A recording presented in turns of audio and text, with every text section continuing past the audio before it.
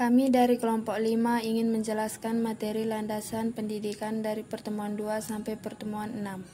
Sebelumnya, perkenalkan nama kami, Ruth Sitompul, Laura Lupita, Grace, Irma, Alia, Depani. Pertemuan yang kedua akan dijelaskan oleh teman kami Ruth. Saya Ruth Sitompul, saya akan menjelaskan pertemuan kedua tentang kemungkinan dan keharusan pendidik. Mungkinkah manusia dididik? 1. Dasar biologis. Anak manusia mempunyai otak yang besar dan berpermukaan. 2. Dasar psikososial. Manusia merupakan makhluk sosial. Kehidupan secara bersama diperlukan oleh manusia. Dan dalam kehidupan bersama ini, ada proses saling mempengaruhi. Haruskah manusia dididik? 1. Dasar biologis. Anak manusia perlu masa belajar yang panjang sebagai bekal menyesuaikan dirinya dengan lingkungannya secara konstruktif. 2. Dasar psikososial antropologis. Untuk menghadapi kehidupan yang dilingkup tentang, manusia harus memiliki berbagai pengetahuan, sikap, dan keterampilan. Potensi untuk ini sudah ada, tinggal mengembangkan. 3. Kesimpulan, manusia harus dididik. Kesimpulan 1. Pendidik dibutuhkan untuk mempengaruhi perkembangan individu, tetapi pengaruhnya tidak bersifat dominan karena ada faktor lain yang berperan, dan antaranya pembawaan. 2. Selain pembawaan, ada faktor lain, yaitu keinginan diri individu yang bisa untuk mengalami perubahan. Selanjutnya, perkenalkan, nama saya Alena Tasya Brukaban. Di sini saya akan menjelaskan tentang pertemuan 3, konsep-konsep dasar pendidikan. A. Istilah-istilah yang artinya atau berhubungan dengan pendidikan. Yang pertama adalah istilah dalam bahasa Yunani. Pais bisa disebut dengan anak, agogos bisa disebut dengan pembimbing, padiego bisa disebut dengan pendidikan. Dan yang kedua adalah istilah dalam bahasa Belanda, yaitu adalah opvoeding, yang bisa kita sebut dengan membesarkan anak dengan makanan atau membantu perkembangan anak. 2. Definisi pendidikan menurut Ki Hajar Dewantara. Pendidikan adalah tuntunan segala kekuatan kuadrat yang ada pada anak, agar mereka sebagai manusia dan anggota masyarakat yang dapat mencapai keselamatan dan kebahagiaan setinggi-tingginya. Contohnya seperti 5W tambah 1H. Why? Mengapa pendidikan dibutuhkan oleh manusia? Kedua, what? Pendidikan itu apa? Yang ketiga, who? Siapa pendidik dan peserta didik itu? 4. When? Kapan pendidikan itu berlangsung? Yang kelima, where? Di mana berlangsungnya pendidikan? Yang keenam, how? Bagaimana berlangsungnya pendidikan itu? Kesimpulan dari pertemuan 3 adalah pendidikan adalah tuntunan pimpinan yang dilakukan secara sadar atau sengaja oleh seseorang atau sekelompok orang kepada seseorang atau sekelompok orang. Yang kedua adalah tuntunan pimpinan dan bimbingan tersebut dilakukan dengan maksud membantu perkembangan si terdidik ke arah tujuan tertentu.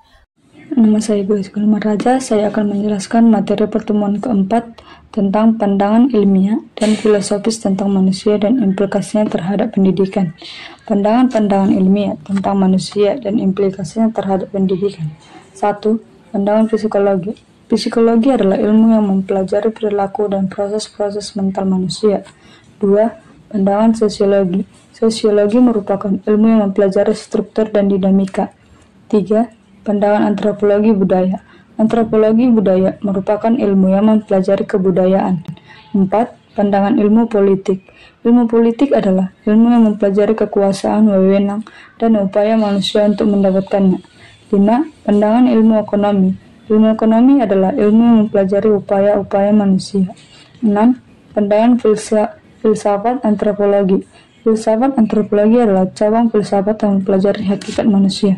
Kesimpulan, pandangan ilmiah dan filosofis tentang manusia cenderung berfokus pada aspek biologis dan psikologis, sementara pandangan filosofis melibatkan pertimbangan etika dan makna hidup. Di sini saya akan menjelaskan tentang pertemuan 5 yang berjudul Upaya-upaya pengembangan peserta didik. A. Pengembangan manusia sebagai makhluk individu. 1. Ciri-ciri manusia sebagai makhluk individu adalah memiliki berbagai potensi, unik dan mandiri. 2. Tujuan pengembangan adalah agar menjadi insan yang mandiri. 3. Pendekatan adalah individuasi.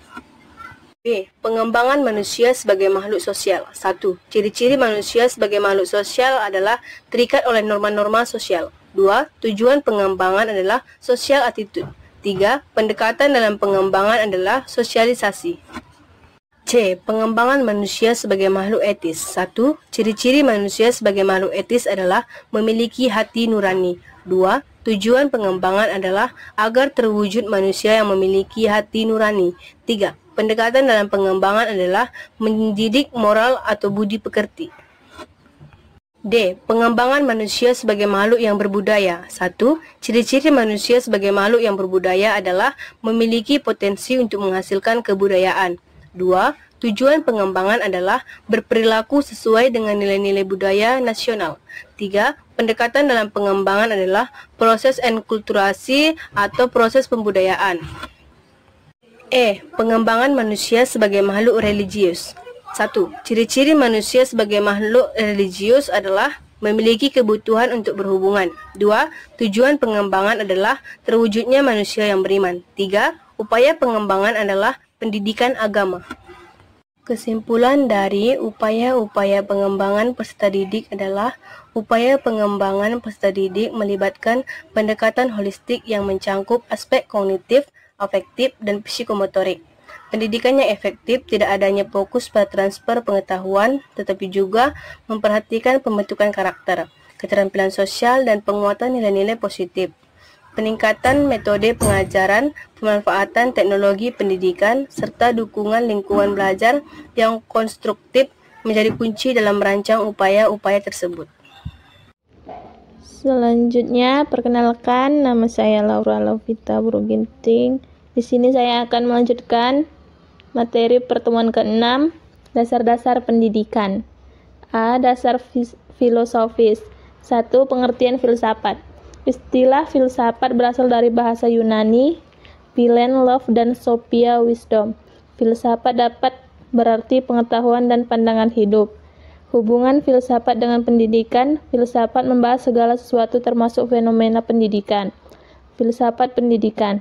Filsafat pendidikan merupakan analisis filosofis terhadap fenomena pendidikan.